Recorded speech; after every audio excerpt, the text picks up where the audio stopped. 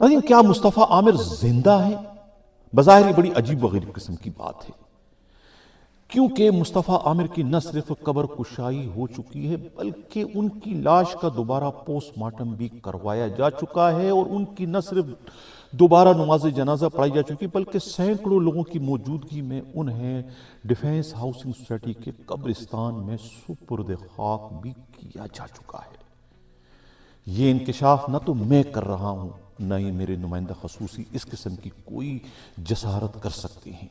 ये इंकशाफ खुद मुस्तफ़ा आमिर के अगवा और कत्ल केस के मरकजी मुलजिम अरमगान कुरैशी के वालिद मोहतरम कामरान असगर कुरैशी कर रहे हैं। मालूम नहीं कि ये इंकशाफ वो किस हाल में कर रहे हैं, वो होश में हैं या कि किसी और हाल में जो है वो ये इंकशाफ कर रहे हैं, या एक तरीके की बेपरखी उड़ा रहे हैं, क्योंकि इस बात को अक्ल तस्लीम नहीं करती। लेकिन वो इस बात पर बजिद हैं, उनका इसरार है कि उन्हें शक है कि मुस्तफ़ा आमिर जिंदा हैं, उन्हें मुल्क से बाहर भिजवा दिया गया, और उनके बेटे के खिलाफ ये एक साजिश किसी ने रचाई है मेरे बेटे को तख्ते दार पर पहुंचाने के लिए। नाज़रीन, गुज़िश्ता रोज़ जो है वो ख़ुद कामरान असगर कुरैशी से मेरी तवील तरीन गुफ्तगू हुई। मैंने उन्हें जो है वो वीडियो लिंक के ज़रिए अपने प्रोग्राम में शामिल करने की कोशिश की, लेकिन उनके पास ऐसी कोई सहूलत नहीं थी, जिसके बाद जो है सिर्फ टेलीफोन कॉल पर ही इक्तिफ़ा किया गया। तवील तरीन कई घंटों तक जो है मेरी उनसे बातचीत होती रही। वो मुख्तलिफ़ किस्म के इंकिशाफात करते रहे, यहाँ तक कि उन्होंने सिंध पुलिस के आईजी पर भी इल्ज़ामात आयद किए कि उनकी जानिब से भी उनसे मुबैन तौर पर 15 लाख रुपए योमिया का मुतालबा किया गया है, उनके बेटे को मुख्तलिफ किस्म की सहूलियात फराहम करने के हवाले से। उनकी डीपी लगे जो है वो फ़ोन नंबर से कॉल आती रही और वो उनके फ़ोन सुनते रहे। ये इंकशाफ खुद कामरान असगर कुरैशी ने किया, और उन्होंने इस केस में जो है खुद साबिका एसएसपी राव अनवार पर भी इल्ज़ामात लगाए, और ख़ुद साबिका मेयर कराची के साहबजादे पर भी उन्होंने इल्ज़ामात लगाए। बहुत तवील तरीन उनसे बात हुई, उनसे गुफ्तगू जो हमारी हुई उसका पहला हिस्सा जो है मैं आज के प्रोग्राम में शामिल कर रहा हूँ। प्रोग्राम में कहीं कहीं जो है उनकी आवाज़ में थोड़ी सी कमी बेशी हो रही, जिसके लिए मैं माज़रत ख्वाह हूँ। कहीं आवाज़ आप साफ सुनेंगे, कहीं पर आवाज़ थोड़ी सी धीमी हो जाती, क्योंकि टेलीफोन कॉल पर जो है वो उनसे गुफ्तगू मेरी हुई। सुनिए वो क्या कह रहे हैं। कि आप ये कहते हो कि ये हो सकता है कि ये बंदा जिसका नाम जो है वो मुस्तफ़ा आमिर है, ये कत्ल ही ना हुआ हो, कोई और कत्ल हुआ हो, और वो बंदा जिंदा है कहीं और है। ये आप कह रहे हो कि ये आपके बेटे को फांसने के लिए जो है, फंसाने के लिए ये साजिश किसी और ने की हुई है। जी जी जी जी, क्योंकि सारे शवाहिद जो मिल रहे हैं उसके ना लाश मेंटेन हो रही है। जो डीजल जिन्होंने पेट्रोल छिड़क के आग लगा दी, हमारे घर में तो बहुत बड़ा डीजल का जनरेटर है। जिस तरह ये कह रहा है कि हाफ तक ले। कामरान कुरैशी साहब, आप ये कह रहे हो कि ये जो जिस मुस्तफ़ा आमिर के ये मेरा एक हांच है। देखिए, ये हो सकता है कि इन्होंने आमिर मुस्तफा को कहीं छुपा के रखा हुआ है, या मजे से रखा हुआ है, या झगड़ा के रखा हुआ है, या मुल्क से बाहर रखा हुआ है, या इन्होंने खुद मार दिया है और अरबगान पे ब्लेम डाला है। 5-6 पॉसिबिलिटीज हैं, मैं ये समझाना चाह रहा हूँ आपको। अच्छा, हाँ, ये बहुत ही कोई इतना कोई डबल जेपडी में कि ये इतना कोई वाहियात किस्म की एक्सटॉर्शन है कि इसमें कुछ पुलिस वाले, जिसमें रॉ अनवार सलीम का भी नाम मैं आपको बता रहा हूँ है, और हो सकता है क्योंकि वो लोग जब आदमी को लेके जाते हैं एबीसीसी में, तो वहां से वो आगे पीछे हो रहा है, कभी ऐसा ही चला जाता है, कभी सीटीडी चला जाता है, और मुझे पता नहीं होता है मेरा बेटा कहाँ है। जब जब वो कोर्ट में आता है वो ये कहता है कि मुझे मार रहे हैं, मुझे खाना नहीं दे रहे। पता नहीं कोई कोई इतने हैवान किस्म के ये जज हैं कि इनको नजर नहीं आ रहा होता है। पहले वाले जज को सारा नजर आए, ये मैं आपको गारंटी देता हूँ कि मेरे ख्याल में सैयद जाकिर हुसैन शाह, मैं और खुदा की कसम खाता हूँ कि वो शायद एक वाहिद जज है जो इंसान है, क्योंकि उसने जिस तरीके से हम सबको भेज के सिर्फ आयो से 20-30 मिनट बात की थी ना, उसके बाद जब आयो कमरे से बाहर निकला था तो उसकी फटी पड़ी हुई। उसको सब उसने कोई पेपर मंगाया था तो वो भागता फिर रहा था पेपर ढूंढने के लिए। फिर वो वापस अंदर गया, फिर उन्होंने मुझे अंदर बुलाया और सामने सामने खड़ा किया। ये कहते हैं देखो तुमने जिनके घर पे डाका डाला है इनको मैं अभी तुम्हें वर्बली बता रहा हूँ, उनके घर वापस कर दो, क्योंकि ये 2 दिन बाद फिर FIR काटेंगे तुम्हारे ऊपर, तो 2 दिन तुम्हें देता हूँ, वर्बली बता रहा हूँ तुम्हारा, वरना तुम्हारी नौकरी भी गई, सब कुछ गया, तुम्हारे बच्चों पे रहम कर रहा हूँ, तो 2 दिन में इनके घर दो, और जो चीजें FIR में नहीं है जो इनकी गुम हुई है वो भी इनको वापस करो, जिसमें वो बैग था और 3 लैपटॉप थे।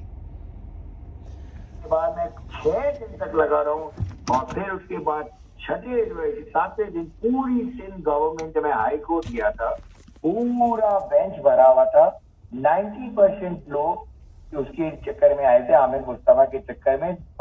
कराची का सबसे बड़ा लॉयर आमिर मंसूर साहब उसमें खड़े हुए, जिसको मैंने बाहर में जाके बोला आमिर मंसूर आप तो मेरे कॉलेज के फ्रेंड नहीं थे, तो कहते हाँ मैं हूँ, मुझे तो लगता है तू मेरा दुश्मन था, तुम्हें पता नहीं है मेरा बेटा है, और तुम यानी कि प्रोसिक्यूशन के पास इतना पैसा है इस सेशन का कि वो इतने बड़े बड़े वकील खड़ा कर रहे हैं और सरकारी खर्चा, ये कैसे हो सकता है पॉसिबल? अगर खर्चा सरकारी खर्चा नहीं है तो फिर प्राइवेट पुलिस वाले पैसे देके वकीलें ऐसे हो जाते हैं। और जो वो है डिपेंडेंट जिसका बाप है, मैंने एक लॉयर नहीं किया था, मैं 2 दिन तक हाई कोर्ट के चक्कर लगाता रहा हूँ with the content of court की एप्लीकेशन, जो कि मुझे ना सैयद साहब के पास, क्योंकि 3 ऑर्डर जो पास हुए हैं वो कंटेम्प्ट ऑफ कोर्ट में जा रहे हैं, ग्रॉस नेग्लिजेंस में जा रहे हैं, कोई इस पे अमल ही नहीं कर रहा, तो फिर गेट के दरवाजे बंद कर दिए। जिस दिन की तारीख थी उस दिन मुझे अंदर भी नहीं जाने दिया जा रहा। अच्छा, कल की भी तारीख में मुझे। अच्छा कामरान भाई, ये मुझे बताएं कि ये जो क्या नाम है शिराज की एंट्री हुई है, शिराज कौन है, ये कब एंट्री क्यों, वो मार्शा की जगह पर जो इंजीनियर आई है, ये क्या है, ये जरा बताएं मुझे। अच्छा, एंजेला जो आई है मुझे नहीं पता, लेकिन इन्होंने मुझे बताया था कि जब यहाँ से गए थे तो इनके साथ एक मिसाजर थी, मिसाजर फेस्टूल एक्सटेंशन में वो है, वो मिसाज करती है, घर में आकर फिर चली जाती है। अच्छा। और जितना भी अगर आपको मैं ऑफिस अंदर से क्लोज कराऊंगा किसी दिन, अगर अल्लाह मुझे जिंदगी दे, तो मैं आपको दिखाता हुआ जाऊंगा स्टेप बाय स्टेप कि हमने कितनी सिक्योरिटी रखी। वो वाहिद दिन था जिसके घर में खुदे उस दिन तो 2 छोटे नौकर थे, and my son was busy winding out, क्योंकि मुझे 2 दिन बाद कराची आना था और अपने बेटे को अपनी बेटी को दोनों को साथ लेके अमेरिका जाना था, लेकिन वो हो नहीं सकता। अब मैं अपनी बेटी को कह रहा हूँ कि बेटा आप तो जाए अमेरिका, वो मेरा ख्याल है 2 हफ्ते बाद की उसकी फ्लाइट है, वो निकल जाएगी अमेरिका, और उसके बाद फिर बस मैं और मेरा बेटा रह जाएंगे, तो फिर मैं उसका केस लड़ता रहूंगा, यही कह सकता हूँ।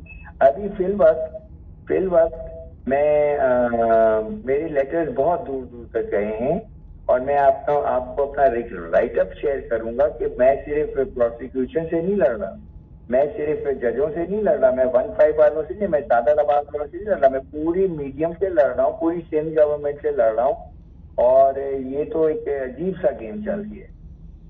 अच्छा, शिराज का बताओ, शिराज की जो इंटरव्यू, शिराज कौन है था, वो जो कह रहा है सब कुछ जो सही कह रहा है? शिराज इसका XKBG में ये पढ़ता था, इसका दोस्त था, फेज 2 में मैं जब ट्यूशन छोड़ता था वहां पर ये मुझे मिलता था शिराज। ये जो है बहुत ही गरीब लड़का है, तो मैं उस वक्त बचपन में भी इसकी हेल्प करता था, तो इसके घर पे ये लोग ट्यूशन भी पढ़ती थी। अच्छा। और मैं शिराज को जानता हूँ, लेकिन बाकी जितने बंदे कैसर वैसर ये वो आमिर मुस्तफा, तो मुझे ये पता चला जब मैं गाड़ी चलाता हुआ कराची पहुंचा, कोई आमिर मुस्तफा था जो 6 जनवरी, तो मैं उसी वक्त समझ गया था इट डजंट मेक सेंस, क्योंकि मेरे बेटा सारा वाइंड अप कर रहा था, तो उसको एक परफेक्ट मौका मिल गया घर में घुसने का। आप अगर मेरा घर देखें, it's a fortress, nobody can enter, वो एक छोटा सा दरवाजा है, फिर वो हमने ऊपर से खुला छोड़ दिया था, उस पर भी वो सीढ़ी लगा के अंदर थी।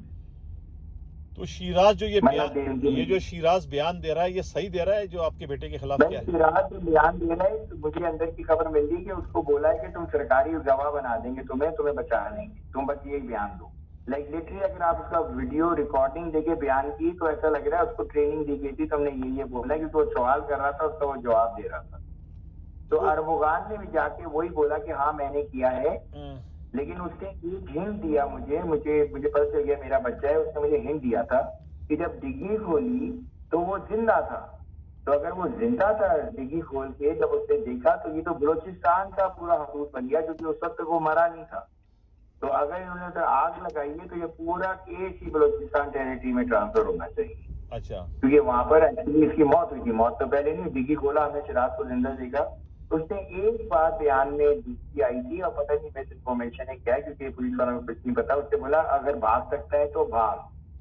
अब ये जो बयान दिया कि भाग सकता है भाग, ये तो पुलिस वाले यार को लेके गए थे बलूचिस्तान में, नंगा करके इसको बोला वहां पर पट्टे भाग सकता है भाग, और पीछे से हवाई फायर किए थे। तो अर्मी ने मुझे बताया था कि मैं एक 30 सेकंड की कहते पापा मैं तो समझा मैं मर गया, और जब ये मुझे मार रहे थे ना तो आधे घंटे तक मैं पैरालाइज हो गया था। उसको अभी मेडिकल रिपोर्ट उसकी इनकम्प्लीट चल रही है भाई। मैं नहीं, जज के सामने जाकर आप क्या कह रहे हो कि आपके बेटे को अरमगान को ले गए थे बलूचिस्तान के, भागो भाग सकते हो, पुलिस ने कहा था उससे? जी जी जी। भागो हम तो गोली मारते। तो इतना इतना कोई कंजर सिस्टम है कि जो लेके भी ये बलूचिस्तान गए थे तो पता नहीं क्या बीच में गाड़ी ले गए थे, उधर वापस उसके सामने टांगों में पट्टी दी, हाँ। फिर को नंगा करके फिर उसमें भागो। ये कौन सा इंसाफ है, क्या हो रहा है भाई? गाड़ी जो देखिए अगर आप गौर से तो ऐसा लगता है किसी पहाड़ से गिरी हुई गाड़ी है, जली हुई गाड़ी नहीं है, पहाड़ से गिरी हुई गाड़ी को चलाया गया। अच्छा तीसरी बात है, गाड़ी की वेरिफिकेशन भी करनी है तो गाड़ी का चेसिस नंबर सामने मिला है ना, इसका चेसिस नंबर क्या था वो तो कह रहे कस्टम पेज ही नहीं थी। जो कस्टम पेज ही नहीं थी तो हमारे कैसे इन्फॉर्मेशन पड़ेगी ये वही मार्क्स टैक्स है जो इसकी है। ठीक हो गया। अच्छा, दूसरा ये पैसे आपसे कौन मांग रहा है? आपने कहा ना किसकी डीपी लगी हुई थी गुलाम के, पैसे हर कोई मांग रहा है, हाँ हर कोई। हाँ। स्टाफ मांग रहा है, इसका लॉयर्स मांग रहे हैं, जेल का स्टाफ मांग रहा है, पुलिस वाले मांग रहे हैं। एक्सटॉर्शन की एक गेम चली हुई है। मुझे गुलाम नबी की डीपी से फोन आते हैं। गुलाम नबी क्या, गुलाम नबी मेमन की बात करो, किसकी बात करो? जी मैं उसका भी स्क्रीनशॉट मेरे फैमिली वालों ने लिया था, वो भेजता हूँ अभी आप देखिएगा। अच्छा, गुलाम नबी मेमन तो आईजी सिंध है भाई, वो कैसे आपको कह सकते हैं कि मुझे पैसे दो? वो ये नहीं कर सकते ना, उसके डिफॉल्ट पे जैसे किसी का कॉल आया व्हाट्सएप से, डीपी लगी हुई है हाँ। गुलाम नबी मेमन की, अच्छा और नंबर आता है, वो बोलता है जी हम तो आपकी हेल्प करना चाहती हैं, आप तो खामा खाई बिगड़ जाती हैं हमसे, हम तो हेल्प करना चाहते हैं, आप इस नंबर पे कॉल करें। फिर हमें लिंक आए कि इस लिंक पे पैसे भिजवाएं, फिर हमें एक कोड आता है तो जो कहते हैं ना कि वो लिंक पे जाके आप क्लिक करें तो आप पैसे ट्रांसफर कर सकते हैं, इंटरलिंकिंग कहते हैं उसको। वो कोड आ रहे थे तो हम तो कितने पैसे मांग रहे थे? वो कितने पैसे मांग रहे थे? भाई जो गुलाम नबी मेमन वाले नंबर से जो कॉल आई थी वो तो 15 लाख पर डे मांग रहे थे। 15 lakh per day? Per day. तो उसके बस क्या होगा? 15 लाख देगा तो क्या क्या, क्या होगा? उसका फायदा क्या होगा? क्या सहूलत मिलेगी? भाई सहूलत ही मिली। हैं?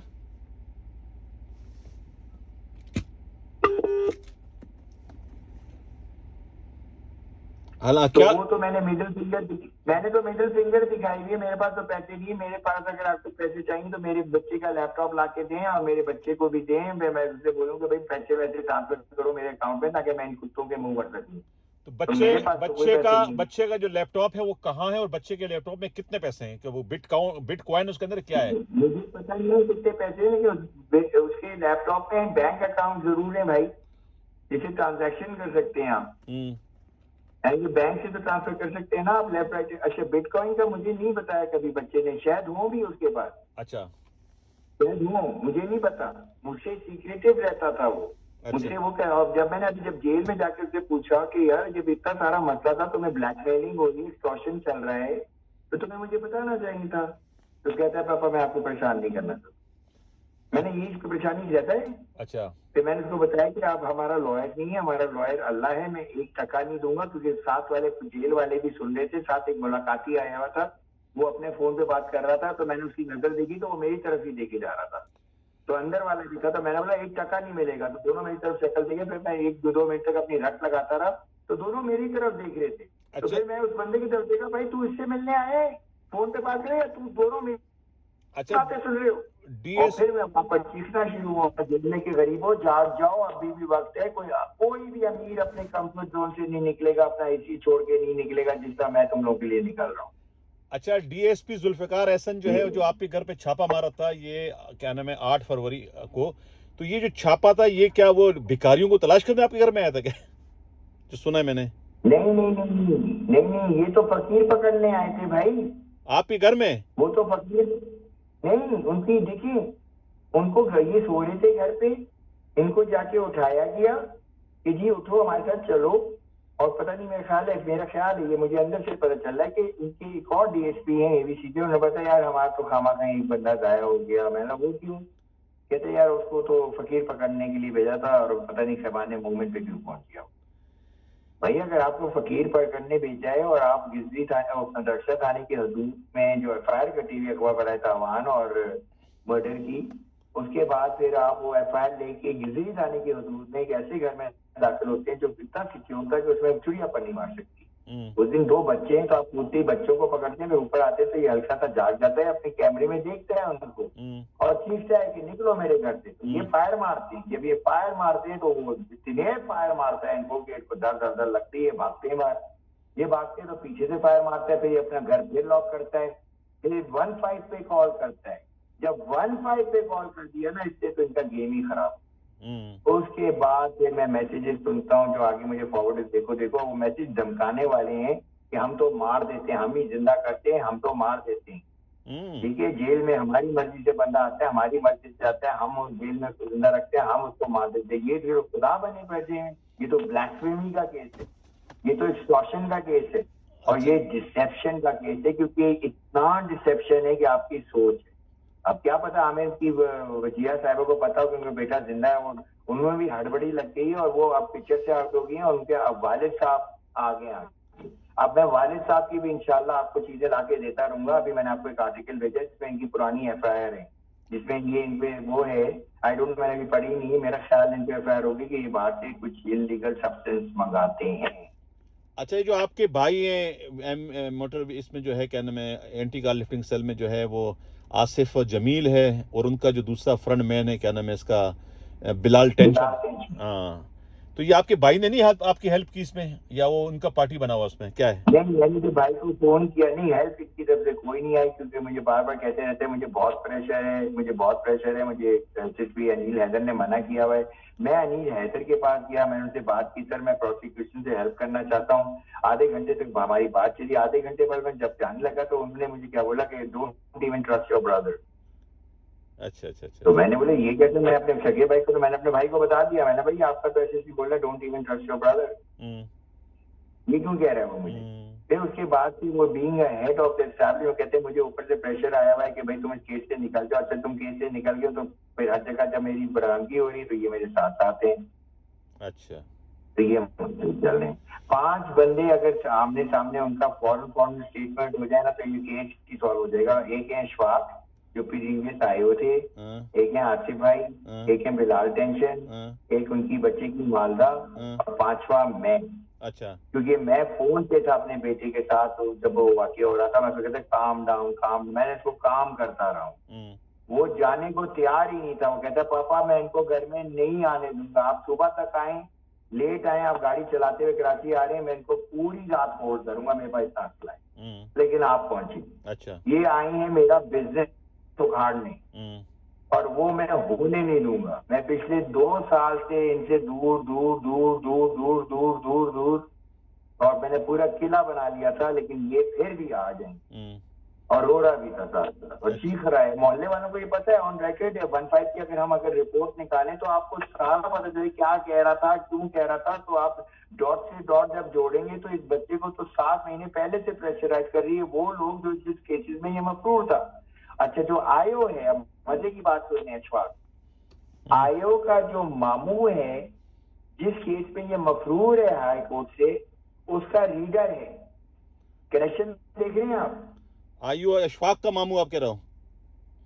हाँ, अशफाक का मामू कोई उस केस में जिसमें ये मफरूर है हाई कोर्ट का रीडर है या पीजी है, आई डोंट नो वो क्या है। वॉइस नोट अगर जिस दिन मेरा दिल चाहेगा मैं आपको भेज दूंगा, आप सुनेंगे तो उससे आपको पता चलेगा कि कितना बड़ा लोगों को डराने का सिलसिला कि हम तो मार देते हैं भाई, पैसे तो वैसे ही देना है, या जिंदा रहना है या मरना है, पैसे तो लेंगे। तो अच्छा है कि जिंदा रहो और पैसे देते रहो। अच्छा, तो पता नहीं क्या चक्कर है कि आमिर मुस्तफा जब गायब कर दिया इन्होंने 5 तारीख को पे प्लानिंग की पूरी, सिर्फ अरमुगान को पकड़ने की, या कुछ और चक्कर है। लेकिन मुझे हल्का हल्का शक होता है कि मुस्तफा जिंदा है, क्योंकि जो बीच में उन्होंने बोला ना कि इसके पास दूसरे 2 कार्ड भी थे, आईटी कार्ड भी थे, तो मे भी मुस्तफा के पास भी हो दूसरे कार्ड। अभी इनकी माँ ये दूसरी बोलती फिर रही है कि मेरा एक और बच्चा भी है, क्या पता वो बच्चा ही आमिर की सूरत में वापस नंबरदार हो जाए, या वो आना ही ना चाह रहा हो अब पाकिस्तान, वो निकल गया हो। क्या पता वो माशा खान के साथ ही निकल गया हो। ये मार्शा खान कौन है? मार्शा कौन है? मार्शा मुझे नहीं पता ना, मैं ये कह रहा हूँ। माशा में ये जब FIR का ऑर्डर हुआ था उसके बाद माशा खान नमदार होगी 2 दिन बाद। अच्छा, ये पहले की बड़ी बात हो रही थी जब 6 से 12 तारीख को, आपको पता है 12 तारीख का, 6 से 12 जनवरी। अब हम बात कर रहे हैं 8 तारीख को पकड़ा गया, 10 तारीख को इसको वो जेल कस्टडी हुई, 12 तारीख को ऑर्डर पास हुआ, 15 को यानी कि 1 महीना 3 दिन बाद आप माशा ले आती, जो आपको पता था, आप कह रही जनवरी से था। ठीक हो गया, ठीक हो गया। अच्छा, इनकी जितनी भी इन्होंने कॉल दिखाई उसमें अरबोगान कॉल कर रहा है और ये इसको काट रहा है। इसका मतलब है वो उससे नहीं मिलना चाह रहा और अगले दिन घर भी पहुंच जाता है गाड़ी में। और जितना अर्सा अरबोगान नारायण कागा में था उस वक्त मुझे पास वो मिलता हुआ गया था इस्लामाबाद से, उस वक्त उसके घर की चाबी शिराज के पास थी। अच्छा जी, तो ये आला कत्ल वहीं से मिला, आपके घर से मिला? कहाँ से मिला ये? नहीं, आला कत्ल तो मिला ही है। आला कत्ल तो घर से भाग के चले गए थे ये लोग। अच्छा, आला कत्ल पहले से इनके हाथ में, ये सब फॉर्मेलिटी चल रही है भाई। और ये ब्लड नौकर गवाह है कि ये नहीं लेके गए घर से। ब्लड कहाँ से मिला? ब्लड कह रहे ऊपर से मिला है। और ये भी मजाक हो रहा है कि ऊपर जो था ये ऑफिस बंद है 6 सितंबर से 2024 से। हम वाइंड अप कर रहे थे, नीचे सोता था मेरे कमरे में। मेरा पूरे घर में, पूरे ऑफिस में एक मेरा नीचे कमरा था जिसमें मैं आके जब अमेरिका से आता था 1 हफ्ता रुकता था, फिर मैं आगे निकल जाता, इस्लामाबाद, लाहौर, पहाड़, फिर मैं वापस कराची आता था। जब मैं जाने वाला होता था फिर मैं इसके साथ 1-2 दिन और रुकता था, फिर मैं बाहर चला जाता था। ये पूरा ऑफिस मेरा बच्चा संभालता था। अच्छा जी, और मैं आपको एक और बात बता दूं, ऐसा जीनियस है मेरा बच्चा, लाखों में। अगर इसको इजाजत मिल जाए ना किसी तरह की, आप उनकी खिदमत करें। हम ये करते हैं कि ये इतना फायदा पहुंचा सकता है इस मुल्क को कि आपकी सोच है, ये सिक्योर ही नहीं कर पा रहा है। अच्छा, मैं किसी को परवाह। अब देखिए 2 इलेक्ट्रॉन, इससे मुझे एक और बात भी बताई। हाँ, यस, इससे बोला ये आमिर मुस्तफा, हमें बोले तुम आमिर मुस्तफा को कैसे जानते हो? तो इससे बोला पापा मैं आपको आमिर मुस्तफा का बता देता हूँ। मुझे आके 2 बेचता था। न्यू ईयर वाले दिन से 2 दिन पहले इससे मुझे एक जगह पे बुलाया, मैं इलेक्ट्रॉन लेके अपनी पहुंचा, तो ये आमिर मुस्तफा 3-4 मुस्टंडों के साथ इन्होंने मेरी गाड़ी भी छीनने की कोशिश की।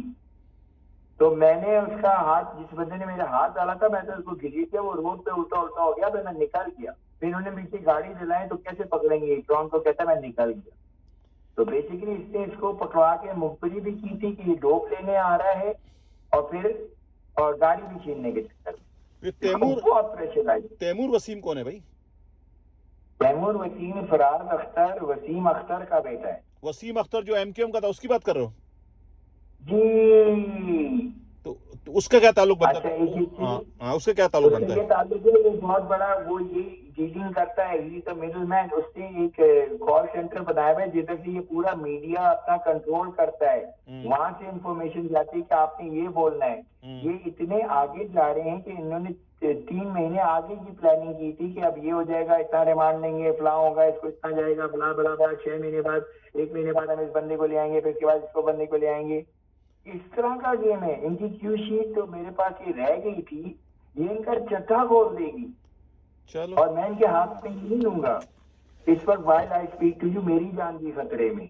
अल्लाह करम करेगा। लेकिन मैं नहीं डरूंगा। चलो फिर इंशाल्लाह आपसे दोबारा फिर आपसे बात करेंगे। कामरान कुरैशी साहब, बहुत शुक्रिया आपका, दोबारा आपसे बात करेंगे। ठीक है, थैंक यू।